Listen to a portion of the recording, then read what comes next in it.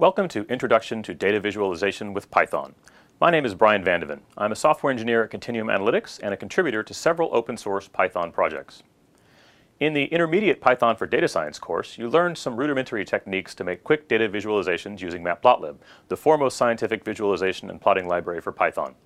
For instance, you learned how to make ordinary line plots, scatter plots, and histograms.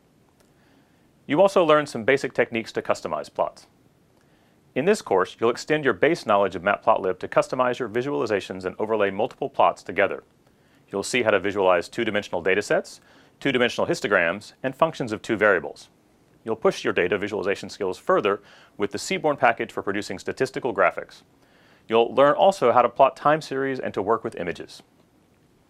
Here are some example graphics you'll be able to produce after this course with a few short lines of interacting with Matplotlib or Seaborn. We'll see you in the course.